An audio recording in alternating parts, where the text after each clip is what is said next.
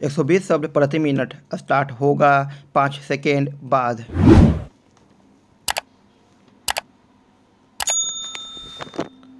Start.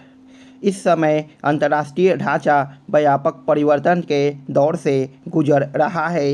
इस कड़ी में दक्षिण अफ्रीका में आयोजित हो रहे ब्रिक्स शिखर सम्मेलन पर पूरी दुनिया की निगाहें लगी हुई है। भारत भी ब्रिक्स का सदस्य है। शंघाई सहयोग संगठन यानी SCO एवं G20 की अध्यक्षता के दायित्व के साथ वैश्विक मामलों में भारत की महत्ता और बढ़ी है। इसलिए ब्रिक्स बैठक के दौरान प्रधानमंत्री नरेंद्र मोदी के नेतृत्व को भी दुनिया बहुत बारीकी से देखेगी। एक वैश्विक वित्तीय संस्था की रिपोर्ट में ब्राजील, रूस, भारत और चीन को मिलाकर ब्रिक की संकल्पना हुई थी।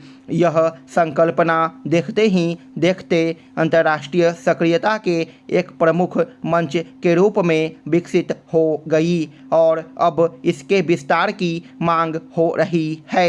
ब्रिक की संकल्पना के पीछे विश्व की 40% जनसंख्या और 1/3 आर्थिकी को निर्धारित करने वाले देशों को समूहबद्ध करना था। कर्नाटक सरकार ने नई राष्ट्रीय शिक्षा नीति को लागू करने से जिस तरह इनकार किया, उससे यही पता चलता है कि राष्ट्रीय महत्व के विषयों पर भी किस तरह सस्ती राजनीति की जाती है।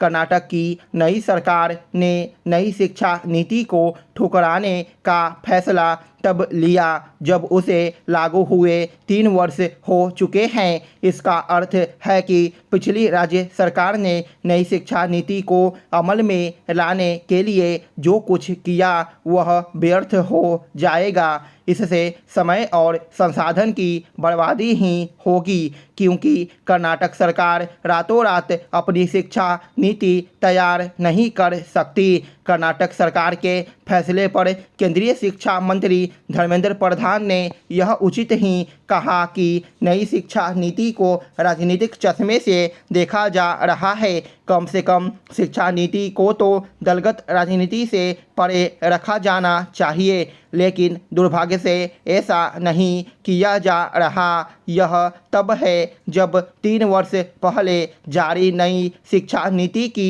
प्रशंसा कांग्रेस के कई नेताओं ने भी की थी। नई शिक्षा नीति को इसलिए दलगत राजनीति से दूर रखा जाना चाहिए क्योंकि उसे तैयार करने का काम प्रख्यात शिक्षाविदों, विज्ञानियों और अपने अपने क्षेत्र के अन्य नामी विशेषज्ञों ने किया था। कर्नाटक सरकार के पहले बंगाल, तमिलनाडु और केरल की सरकारें भी नई शिक्षा नीति पर आपत्ति जता चुकी है। हैरत नहीं कि कर्नाटक सरकार के फैसले के बाद हिमाचल प्रदेश की नई सरकार भी राष्ट्रीय शिक्षा नीति का विरोध करने के लिए आगे आ जाए, क्योंकि कर्नाटक सरकार ने उसके समक्ष यह प्रश्न तो खड़ा ही कर दिया है कि जब हम नई शिक्षा नीति का विरोध कर रहे हैं तब आप उसे कैसे अपना सकते हैं। जो भी हो, शिक्षा नीति पर संकीर्ण राजनीति छात्रों के साथ साथ देश के भविष्य से भी खिलवाड़ है। यह सही है कि शिक्षा समवर्ती सूची का विषय है और राज्य सरकारें केंद्र की ओर से तैयार की गई नई शिक्षा नीति में कुछ संशोधन परिवर्तन कर सकती है, लेकिन इसका कोई औचित्य नहीं कि वे उसे सिरे से खारिज कर दें या फिर उसके प्राविधानों के उलट प्राविधान बनाएं।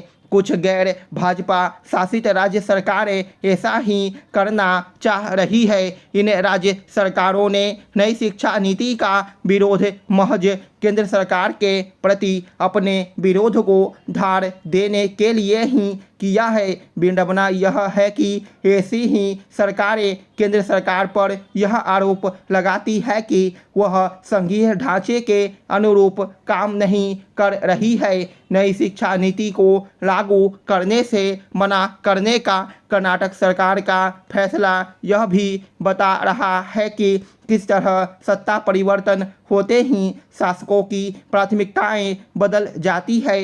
कई बार तो वे केवल इसलिए बदल जाती है ताकि यह जताया जा सके कि पिछली सरकार कुछ भी सही नहीं कर रही थी। स्टॉप।